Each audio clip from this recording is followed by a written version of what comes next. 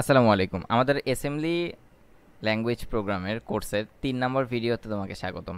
এই ভিডিওতে আমরা সলভ করব আমাদের প্রোগ্রাম 2। তো আমাদের প্রোগ্রাম 2 তে আছে right an assembly program to read a character and display it on a new line. একটা ক্যারেক্টার আমি ইউজারের কাছ থেকে ইনপুট হিসেবে নিব, নেয়ার পরে সেই ক্যারেক্টারটা আমি এর পরবর্তী লাইনে অর্থাৎ নিউ লাইনে শো করব। তো এটা করার জন্য আমাদেরকে আগে কিছু বেসিক শিখতে হবে। তো চলো দেখি আমাদের কি কি বেসিক শিখতে হবে।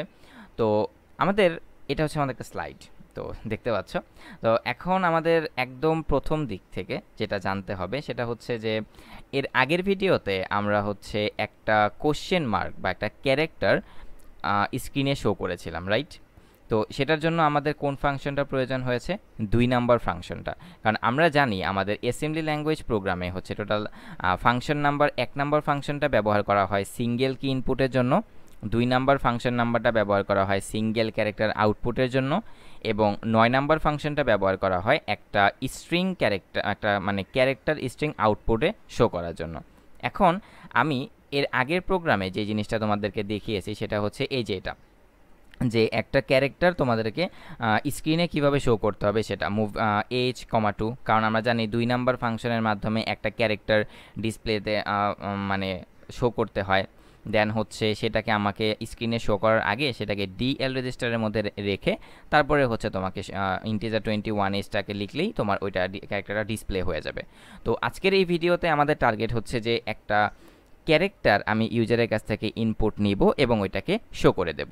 এখন একটা ক্যারেক্টার ইউজারের কাছ থেকে নিতে হলে কত নাম্বার ফাংশন ব্যবহার করা হয়? ১ নাম্বার ফাংশনটা ব্যবহার করা হয়। তো ঠিক সেম জিনিসটা এখানে লেখা আছে। আর এই উপরের জিনিসটা হচ্ছে একটা ডিসপ্লে প্রম্পট, এটা তোমাদের দিলেও চলবে না দিলেও চলবে। তো আমরা প্রোগ্রামটা শুরু করব এখান থেকে।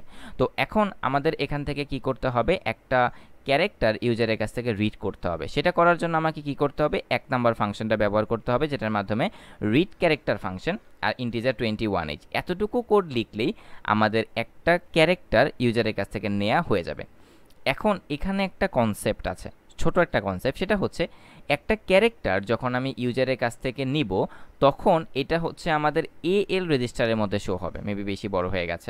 মানে মোট কথা, তুমি যখন একটা মুভ ah,1 ইন্টিজার 21h লিখবে তখন প্রোগ্রামটা ওয়েট করবে একটা ইনপুট নেয়ার জন্য।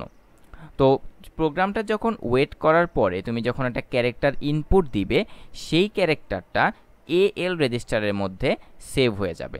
এটা আমরা যখন কোড লিখব তখন এই এএল রেজিস্টার দিয়ে আমরা কিছু করব না, কিন্তু বাই ডিফল্ট যখন আমরা ক্যারেক্টার ইউজারকে মানে আমরা ইউজার হিসেবে আমাদের কিবোর্ড থেকে প্রেস করি তখন সেই ক্যারেক্টারটা এএল রেজিস্টারের মধ্যে স্টোর হয়ে যায়। তো তারপরে আমাদেরকে কি করতে হবে? দেখো এখানে লেখা আছে to display the character on the next line the character must be save in another register.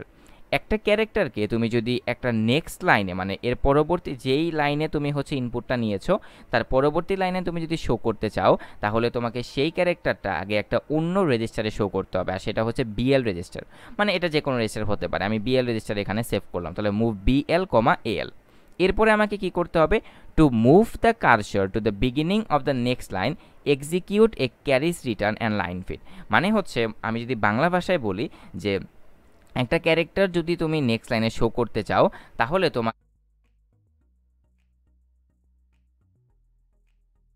নেওয়ার জন্য মুভ ah,1 এটার মাধ্যমে আমি কি করলাম? ১ নাম্বার ফাংশনের মাধ্যমে আমি একটা ক্যারেক্টার রিড করলাম। তো আমি এখানে একটা কমা দিয়ে দিই যে read a character, read a read a character. এরপরে আমাদেরকে কি করতে হবে? Integer 21h। তো ক্যারেক্টারটা তো আমি রিড করে ফেললাম। এবার আমরা কি জানি যে আমরা যখন একটা ক্যারেক্টার রিড করি